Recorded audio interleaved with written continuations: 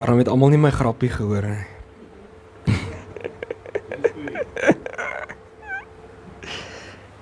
Wie weet wat se dag is dit vandag? Nou my vraag van vanoggend is maklik, dit gaan oor Palm Sondag. In hoeveel van die evangelies kom daai verhaal van Palm Sondag voor? Is dit die antwoord of steek jy jou hand op, Mario? Nee. Nee. Nee. Kom in al 4 voor, ja. Jy kan hom nie so opwerk van 1, 2, 3, 4 nie. Okay. Mario, ek het dit nie neergeskryf, so ek sal nie vergeet nie. Maar met dit gesê wil ek bietjie kyk en bietjie met julle kom gesels oor wat het gebeur op Palm Sondag en kyk wat ons daarby kan leer. En soos julle weet, dit is toe Jesus op die Sondag voor sy kruisiging. Ons weet mos nou volgende naweek is Paasnaweek, dis Vrydag het Jesus gesterf, Saterdag was Jesus in die graf en dan Sondag het hy weer opgestaan wat ons opstanding Sondag noem. So hierdie was die Sondag voor dit en dit is toe Jesus op 'n donkie in die stad van Jerusalem ingery het. Ek glo julle almal ken daai verhaal, né? Dit's almal bekend met hom. Die mense was bly want hulle het besef dit is 'n profesie wat vervul word, dat die koning gekom het wat hulle gaan kom verlos, waarvan die profete geskryf het. Is dit nie so nie? Hulle was bly gewees om Jesus te sien, maar hulle het gedink hy gaan kom om hulle te verlos van die Romeinse ryk wat hulle verdruk het. Hulle het nie besef hy het eintlik gekom om die hele wêreld te kom red nie. Hulle het nie besef hy het eintlik gekom om ons sonde te kom wegneem nie, om ons te kom skoon was en ons regverdig te maak weer in die oë van God nie. Hulle het nie besef hy het gekom om ons verhouding met God te kom herstel nie. Hulle het gedink hy's 'n koning wat gekom het om hulle te verlos van die Romeinse ryk wat hulle verdruk het. Hulle het nie waarlik begryp wie Jesus is en wat hy kom doen het nie. Weet julle wat het Jesus kom doen? Weet ons almal wat het Jesus vir ons kom doen? Ek dink dis 'n belangrike vraag. Baie van ons sê ons is Christene. Ek sien nou die dag 'n interessante video, toe vra iemand die vraag en sê ons almal sê ons is gered, maar waarvan is ons gered? Dan het die mense nie 'n antwoord nie. So ek hoop as ek nou met 'n voice recorder hier omloop, gaan ek julle sê waarvan het Jesus jou gered, dan sal ek hoor of ons almal weet waarvan ons gered is. Anders se pastoor dalk maar vir ons moet preek oor wat Jesus vir ons kom doen het aan die kruis. Maar ja, daarom wil ek vandag bietjie stil staan by Palm Sondag en dan bietjie kyk wat dit vir ons beteken.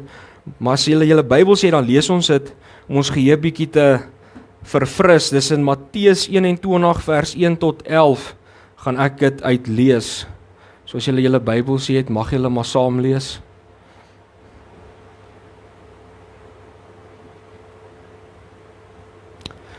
Ek 'n slukkie water vat terwyl julle blaai. Cindy, lees jy so? Ag, hoor vir my Cindy. Sonja, lees jy so baie Bybel dat jy sommer net daar oopmaak?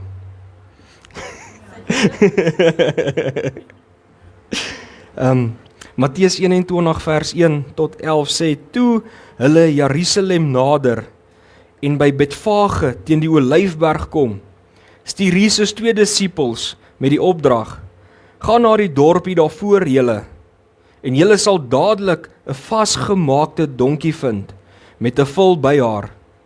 Maak haar los, bring hulle vir my. En as iemand vir julle sê, moet julle antwoord, die Here het hulle nodig. Dan sal hy hulle dadelik laat gaan. Dit het gebeur, sodat vervul sou word wat deur die profeet gesê is. Sê vir die dogter van Sion, kyk, jou koning kom na jou toe. Hy is sagmoedig en hy sit op 'n donkie en op 'n jong donkie die vul van 'n pakdier.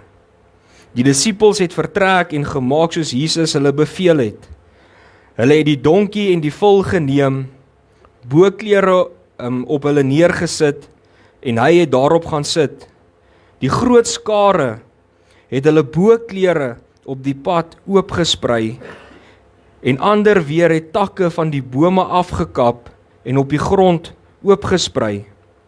Die skare wat voor hom uitgeloop en die wat gevolg het uitgeroep, Hosanna, die seun van Dawid, geseënd is hy wat kom in die naam van die Here, Hosanna in die hoogste. Toe hy Jerusalem binnegaan, was die hele stad in rep en roer, en hulle het gevra, wie is hierdie man? Die skare het gesê, dit is die profeet Jesus, die een van Nasaret in Galilea. Net tot daarso. En wat vir my altyd wonderlik is hoe profeseë vervul word in die Bybel.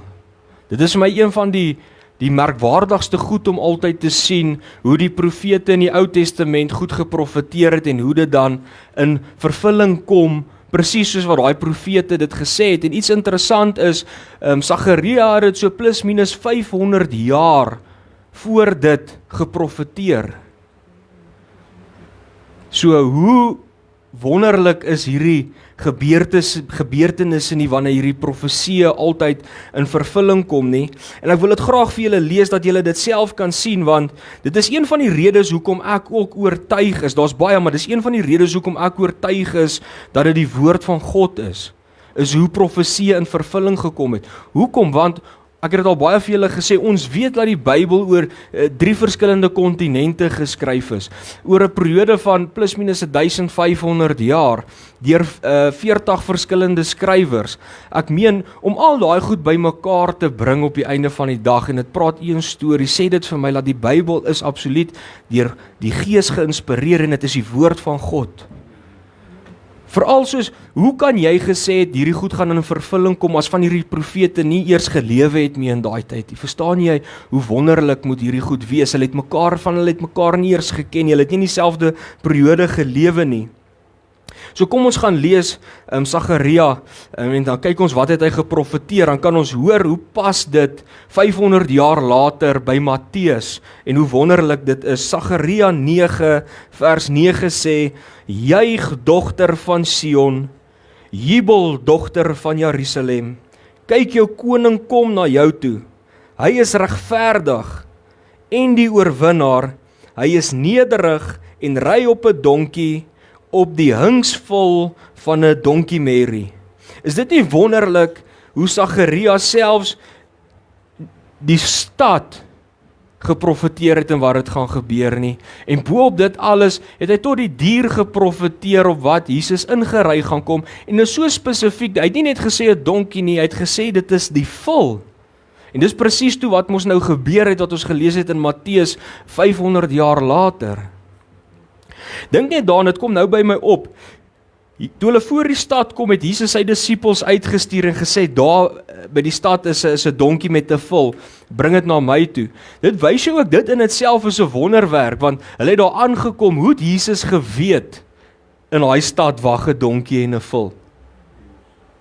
Presies waar dit is, by hierdie huis gaan haal dit daar. Dit alleen is eintlik 'n wonderwerk, want geen normale mens kan so iets weet nie. Kan jy hier instap by Delmas en sê, ja, daar staan 'n Ferrari by Pick n Pay? Dis dieselfde, ons sal dit nie weet nie. Jy gaan 'n groot kans vat, maar laat dit daar gaan wees, weet niemand nie. Daar staan 'n wit Renault by Pick n Pay. Miskien het sy gebruik dan, ek weet nie. Okay, dit maak sin. Maar dan nou een ding wat ons hieruit kan leer, is van hierdie hele verhaal, wat dit presies gebeur het en hoe Jesus dan nou met die donkie ingekom het. Dink ek die eerste ding is, dat ware grootheid in nederigheid lê. Ons moet besef, Jesus het doelbewus met 'n donkie ingery gekom. Doelbewus met 'n donkie ingery gekom. Wat is 'n donkie? Dit is 'n nederige ou pakdier gewees. Dit was 'n alledaagse pakdier gewees wat die mense gebruik het om te werk. Is dit nie so nie? Seker maar waar ons woord werksesel vandaan kom. En ons moet ook onsself dan afvra, wat beteken dit? Wat het dit beteken? Ons moet altyd so Bybel lees, as ons iets lees. Hoekom 'n donkie? Want wat interessant is, in daai kultuur van daai tyd, sou dit nie sin gemaak het om met 'n donkie ingery te gekom het. So dis hoekom jy jouself dan nou sou moes vra. Want as 'n koning of 'n heerser of wat ook al jy wil noem nou 'n land of 'n stad binne gekom het hulle op 'n ros gery. Wat 'n mooi Afrikaanse woord wat ek geleer het, 'n ros. Ek het ook iets geleer. In Engels vir die wat nie weet nie, soos Mario, dit is 'n steed in Engels. Nee, 'n steed. Dit is wat konings op sou gery het of soldate op gery het. Ek dink ons kan dit selfs dalk 'n oorlogsperd ook noem. Maar jy kry die prentjie van wat dit is. Dit is hierdie 'n mooi sterk perd wat hulle op gery het, en dit sou obviously 'n mooi perd gewees het vir 'n koning op te gery het, en as hy die stad binne gaan, sou dit hierdie, so wat ons in Engels sê, wow factor gewees het, as hierdie groot koning en heerser nou daar in daai stad ingery gekom het op daai perd, en dan sou die mense hom verwelkom het. Dit was die kultuur van daai tyd gewees. Maar Jesus, die koning van die konings, die een wat hemel en aarde gemaak het gekies om op 'n donkie ingery te kom. Dit het my nogal laat begin dink, want dit is interessant hoe Jesus eintlik dan nou of teenoor die normale kulturele aspek gegaan het. En hierdie besluit van Jesus beklemtoon vir ons vrede, diensbaarheid en sagmoedigheid in plaas van oorheersing of militêre mag. En dit wys ons dat ware leierskap en grootheid nie hierdie flitsende vertoning van krag nodig het nie. Jesus het ons kom wys dat die pad na oorwinning gewoonlik deur nederigheid en opoffering gaan, en nie om altyd jou eie beel te wil blaas nie. Is dit nie so nie? Dit is ook tog hoekom daai konings dit gedoen het, as hulle op daai perde ingekom het met hulle militêre mag, is om net vir almal te wys hoe groot hy is, hoe sterk hy is, hoe magtig hy is, en kyk wat hulle kan verrig. Met ander woorde, ons sien hier en word bemoedig om ander mense ook in stilte te help. Is dit nie so nie? Dit is wat ek begin dink het weer, om dit van ons tot toepassing te maak. Baie keer help ons mense om gesien te word, maar ons moet eintlik mense help. Die een hand moet nie eers weet wat die ander hand doen nie. Is dit nie so nie? Ons moet nie altyd gesien wil word en hierdie wonderlike mens probeer wees om net erkenning te kry by ander mense nie. Ons moet in nederigheid dien, nie om gesien te word nie. Ons moet ook eerder omgee oor ons innerlike karakter en oor hoe ons ander mense behandel, as oor ons uiterlike status of ons wat ander mense van ons dink in die samelewing. Is dit baie belangriker om te gee oor wie jy as persoon binne in jou is, jou verhouding met die Here en hoe jy ander mense behandel. Glo my, ek glo vas, dit speel 'n groot rol in ons Christelike mense se lewens hoe ons ander behandel, en ek glo dit maak ook vir God saak hoe ons ander behandel. In nederigheid, sagtheid en liefde, en nie mense verkleineer nie. Ons kan ook hier leer by Jesus om uitdagings eerder met sagmoedigheid te benader as aggressie. Is dit nie so nie? Ons kan ons lekker opstandig raak as dinge nou begin moeilik raak of dinge gaan nie jou wy nie. Kyk hierso dan. Kyk hoe skud my vrou ook op. Ja. Dan raak hy mos aggressief.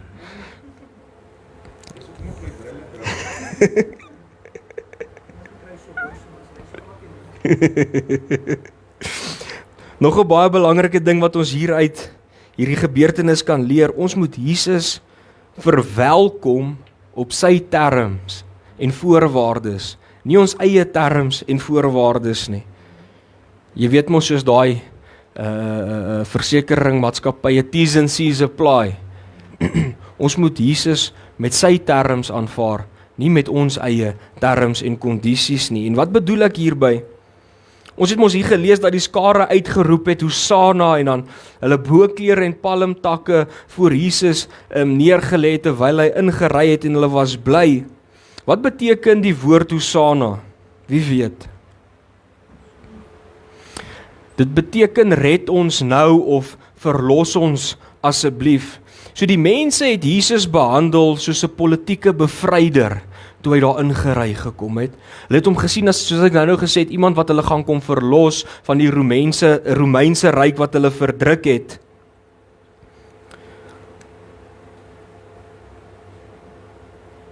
Maar in plaas daarvan het Jesus gekom om 'n geestelike koninkryk te kom stig. Hy het nie gekom om die Romeinse ryk te ontverwerp nie. Hy het nie gekom om 'n aardse koninkryk te herstel nie.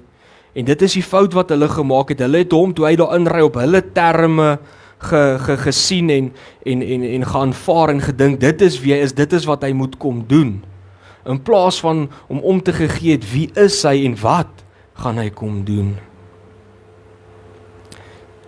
Het julle al hierdie oudtydse programme gekyk, want julle het mos nou gesien toe hulle nou daar inkom, want hulle het hierso op hulle terme verwag en dan hulle mos hulle boklere voor hom neergegooi. Het julle dit al gesien? In hierdie oudtydse programme, as die koning ingestap kom daar in 'n gang, dan rol hulle daai rooi tapijt so af en dan kom hy op het ingestap. Nou ek dink dit is wat dit eintlik verteenwoordig het daar toe Jesus ingekom het, was dit soos daai rooi tapijt wat hulle voor die koning uitgerol het, soos wat hulle klere voor hom neergelê het. En mense sien dit vandag nog, ek dink dit is by hierdie ja, hulle sal dit seker nog met Charles hulle ook doen, en ek sien, man, wat noem hulle, is dit die Grammys, nê?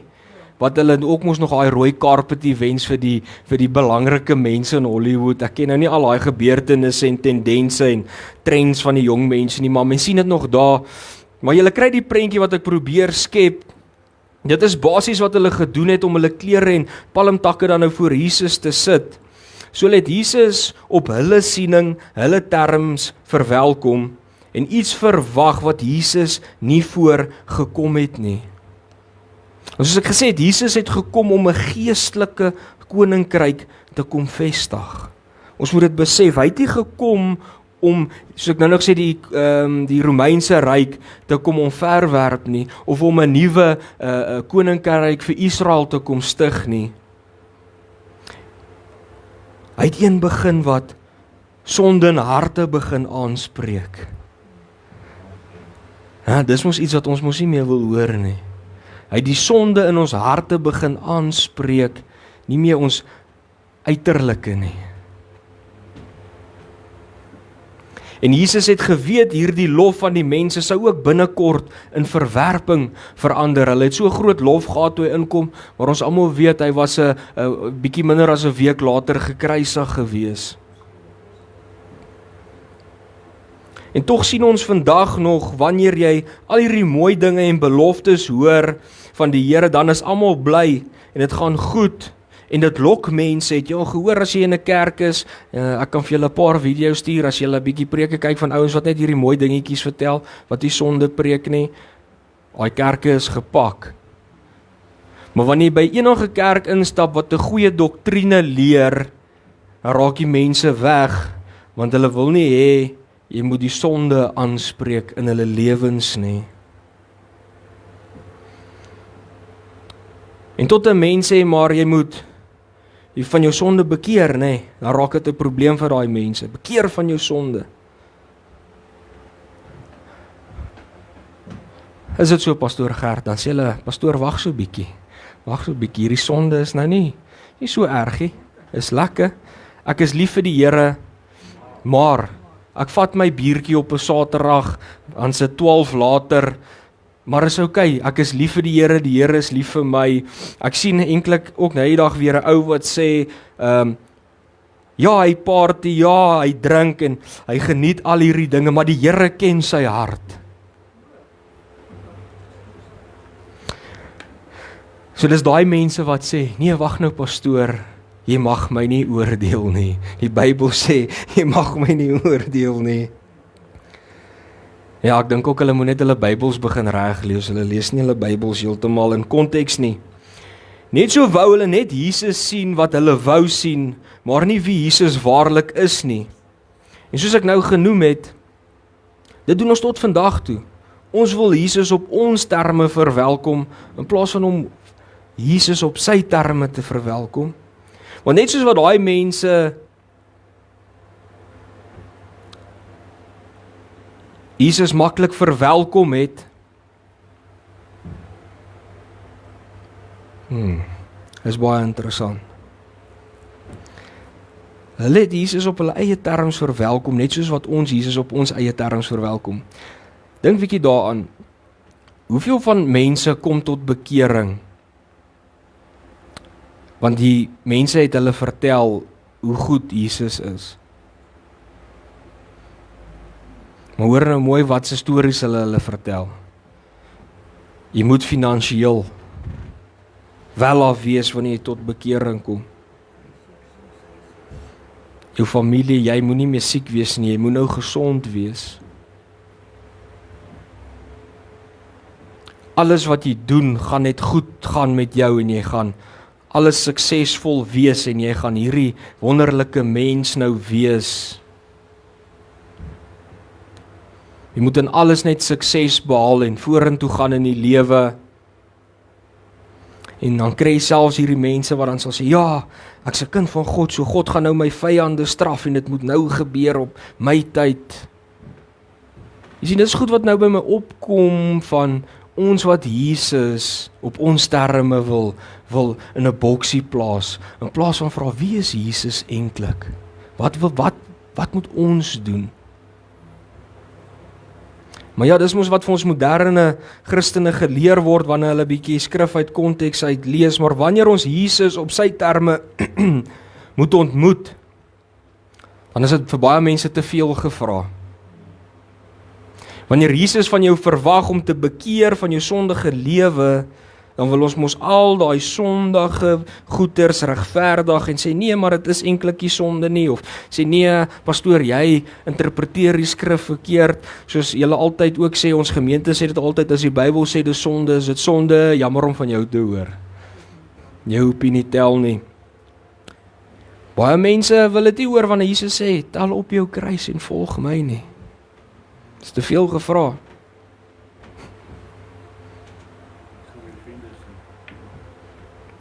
Wanneer jy Jesus begin volg, sê hy vir ons die wêreld sal ons begin verwerp. Ons sal begin verdrukking ervaar omdat ons hom volg. Dit beteken ook ons moet ons planne vir God gee. God se planne moet ons planne word. Jy sien, mense wil nie hierdie goed hoor nie, hulle wil nie die mooi goed hoor, want hulle wil Jesus op hulle terme aanvaar. Hulle wil nie Jesus op sy terme aanvaar in hulle lewe nie. Mense wil met een voet in die wêreld staan en een voet in die koninkryk van God, en dit is wat ons dan mos nou verwys na 'n lou Christen. Mense, ons moet altyd God op sy terme verwelkom en altyd, ek glo dit om altyd te sê, Here, laat U wil geskied, nie my wil nie. Vra jouself die vraag vanoggend, dink ons elkeen kan onsself dit vra, volg ons Jesus vir wie hy waarlik is, of volg ons vir Jesus oor wat ons wil hê, oor wat ons uit daai verhouding met Jesus uit wil kry? Nog 'n ding wat ons kan hieruit leer is, dat die mense het Jesus geloof en geprys, en sy lof besing toe hy in die stad ingegaan het. Hulle het, soos gesê, hulle was so bly, hulle klere uitgetrek voor hom neergelê, en gesing, en eer aan die koning gebring. En net na dit is vir my interessant, as jy bietjie verder lees, kom met 'n baie interessante ding. Die volgende oggend, Jesus honger en hy sien 'n vyeboom. Dit is baie interessant dat dit net na die storie kom, toe begin ek hieroor dink. En toe by die vyeboom kom, hy lyk so mooi van buite af, pragtig, seker groen gewees, en ek kan myself net indink hoe 'n vyeboom lyk wat nou moet vrug dra, en toe Jesus daar kom, toe is daar niks nie. En Jesus vervloek toe daai vyeboom. En dan vra ek myself, Hoe pas die twee goed by mekaar? En dit kom by my op, is dit nie maar ons wat daarna verwys word nie? Is dit nie net daai mense wat net bietjie voor dit waarvan Jesus hier verwys, wat sy lof besing het toe hy in die stad ingekom het? Ons is hierdie vye bome van buite af, wat mooi lyk. Ons besing Jesus se naam. Ek meen, ons het selfs nou voor die preek lekker gesing, Jesus se naam groot gemaak. Net so het daai mense Jesus se naam groot gemaak. Hulle het tot hulle besittings voor Jesus neergelê. Moet my nou nie verkeerd verstaan nie, ek sê nie dit is verkeerd om Jesus se naam groot te maak nie. Ek sê ook nie dis verkeerd om geld vir die kerk of geld vir mense, arme mense te gee nie. Dit is nie wat ek sê nie. Want ons lees in Lukas 19, sê hy ook vir ons, as ons nie sy naam groot maak, sal die klippe uitroep. So dis nie wat ek sê nie. Maar wat ek sê is, dit help nie, ons gee geld vir die kerk, ons gee geld vir mense, ons staan hier so sonde, ons maak sy naam groot. Ons lyk net so vrugbaar soos daai boom aan die buitekant, maar ons dra eintlik absoluut geen vrug nie.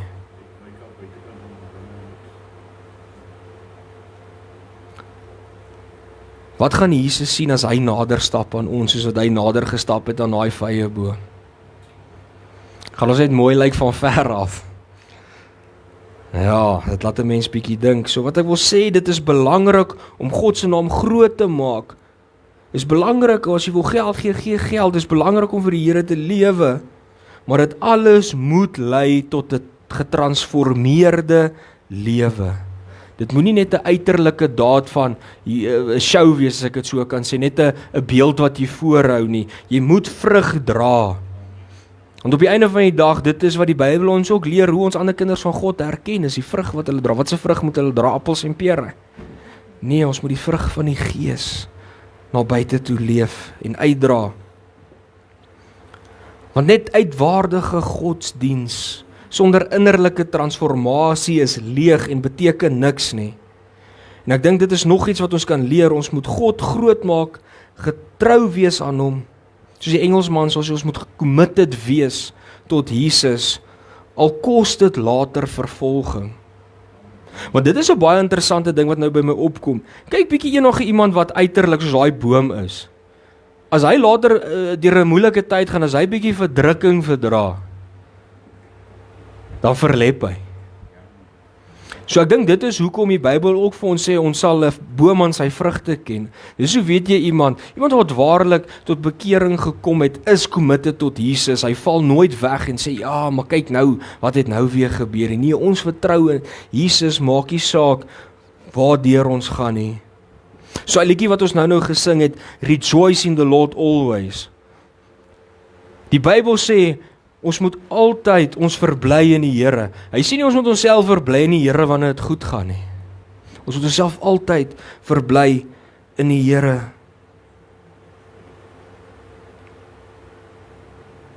Ek wil afsluit met my laaste punt en ek wil julle herinner, Jesus is altyd in beheer en gemotiveerd deur liefde. Jesus het die stad Jerusalem binne gegaan daai dag en dis ongeveer so 1993 jaar terug, net so vir die interessantheid. Daai stad ingegaan en hy het geweet wat wag vir hom. Hy het geweet wat wag vir hom. Die skare het hom verwelkom en sy lof besing, maar Jesus het geweet hy gaan verraai word. Hy gaan geoordeel word en hy gaan gekruisig word oor 'n paar dae. Ek dink baie keer vergeet ons, Jesus is ook nog steeds God gewees. Hy was teen volle mens en teen volle God. Jesus het presies geweet wat kom. Hy was nie verras gewees nie. Hy was nie omkant gevang gewees soos wat ons sou gewees het. Jy dink, hierdie mense besing nou my lof en dan 'n week later kruisig hulle jou nie. Jesus het geweet wat vir hom wag. Alles het gebeur soos wat Jesus dit beplan het. Want hy het die profesie kom vervul en dit in die openbaar verklaar dat hy die Messias is. Hy het uit sy eie uit kruis toe gegaan. En sy lewe vir ons kom neerlê. Ons moet een ding besef, niemand kon Jesus forceer om dit te doen nie. Jesus kon 'n legioen engele geroep het en dan het niks van hierdie ou grondkorreltjie wat ons aarde noem oorgebly nie. Dan was hy weer woes en leeg soos voor Genesis. So niemand het Jesus geforseer nie, hy het dit self gedoen uit liefde uit onbaatsigtige liefde uit vir ons. Want sy motivering was nie krag of wraak nie. Dit is hoekom ek ook nou begin het met die donkie, want hy het nie gekom met krag of hierdie weermag of met hierdie daai kragtige intensie nie, hy het gekom in nederigheid en liefde. Amen. Maar uit sy onbaatsigtige liefde het hy gekom om die sonde en die dood te oorwin in nederigheid. So wat probeer ek sê? God bly soewerein. Julle moet dit begin besef vandag. Kan julle onthou, ons het so rukkie terug, ek en pastoor Gert het ons oor die karaktereienskappe van God gepraat. Een van God se karaktereienskappe is dat hy soewerein is. En daarom wil ek julle kom herinner vandag dat God soewerein is. Moet dit nie vergeet nie. Maak nie saak hoe dit nou lyk nie. Maak nie saak die chaos wat nou in die wêreld aan die gang is nie. Moenie bekommerd wees oor hierdie dieselpryse en petrolpryse en die oorlog wat aan die gang is. God is soewerein en hy is nog steeds in beheer. En net soos hy in beheer van ons elkeen se lewens. Net soos die dag toe Jesus gesterf het, glo ek, daai mense was moedeloos gewees, hulle was raadloos gewees, hulle het gedink, dit was nou alles verniet gewees. Die mens wie hulle gedink het, hierdie redder is toe doodgemaak, hy is gekruisig. Hy was tot begrawe in 'n graf, dit was verby, hulle het hoop opgegee, alles het verlore gelyk. En hoeveel keer is dit nie maar hoe ons lewens ook lyk, ons almal gaan deur daai verdrukking waarvan ek nou gepraat, ons almal gaan deur 'n moeilike tyd partykeer in ons lewe wat ons nie kan dink die lig aan die einde van die tonnel nie, maar ons vergeet ons dien 'n soewereine God wat in beheer is van alles. Ook jou lewe as 'n kind van God is hy in beheer.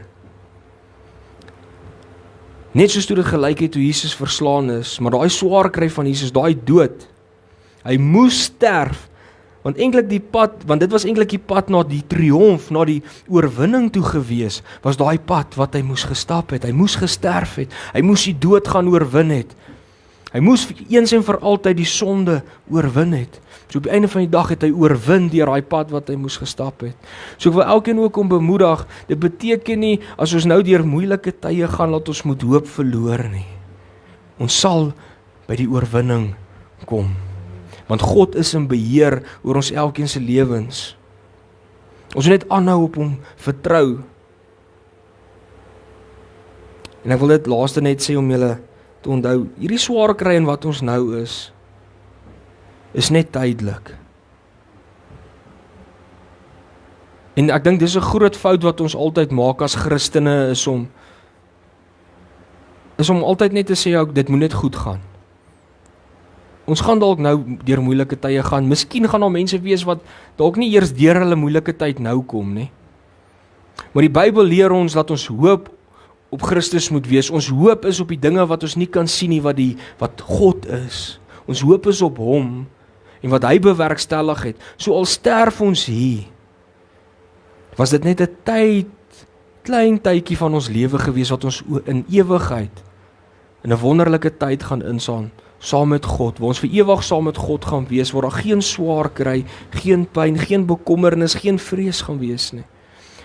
So ek wil elkeen bemoedig, hou vas aan God en aan wie hy is. Ons moet ophou vaskyk in ons aardse dinge wat hier op aarde gebeur. Glo my, dis net 'n druppel in die emmer as ons na die ewigheid kyk. So al gaan dinge nou swaar, al lyk dit moeilik, of dit nou hier is of hierna gaan wees, ons sal oorwinning behaal. Soos wat Paulus skryf, sê hy, ons moet net die wedloop voltooi, ons moet hierdie wedloop hardloop en die wenstreep behaal. Ons moet nooit opgee voor die wenstreep nie, ons moet volhard tot die wenstreep toe. Amen. Kom ons sluit af. Here, dankie dat ons vandag weer kan kom, besef wat U vir ons kom doen het, Here. Here, dankie dat ons by U kan kom leer, dat daar altyd iets is so diep wat ons by U kan kom leer in U woord, Here. Here, maar ons wil ook vanoggend vir U kom dankie sê, dat U ook die prys vir ons kom betaal het, dat U die dood oorwin het, U die sonde oorwin het, U die vyand verslaan het, Here, en laat ons weet, as ons aan U vashou, sal ons die wenstreep behaal, Here. Here, ek wil vanoggend vir elkeen bid, Here, wat deur 'n moeilike tyd gaan. Here, my gebed is dat julle sal versterk, Here. Here, dat julle sal lei in U waarheid, Here. Here, ek wil bid dat hulle vreugde sal vind by U ten spyte van hulle omstandighede, Here. Here, die martelare kom nou by my op, Here. Paulus, hulle, al die apostels, Here. Here, wat so moes gelei het vir U, Here. Maar hulle het singend na hulle dood toe gegaan, Here. Here, my gebed is dat U daai vrede en liefde in ons elkeen se harte sal sit, Here. Dat ons sal weet, maak nie saak wat nou met ons gebeur op aarde nie, Here. Dat ons sal weet wie ons God is en waartoe ons op pad is, Here. Here, maar bo dit alles wil ek vra dat U wil geskied in ons elkeen se lewe, Here. Laat U dinge sal laat gebeur soos wat U wil hê dit moet gebeur. Laat U deurbrake sal laat kom in ons elkeen se lewe soos wat U dit wil laat gebeur, Here. Maar nie soos wat ons wil nie, Here. Here, laat ons elkeen begin vanoggend totaal en al oorgee aan U. Al ons planne, al ons bekommernis. Laat ons sal besef, ons kan dit nie self doen nie en ons kan onsself nie red nie, Here.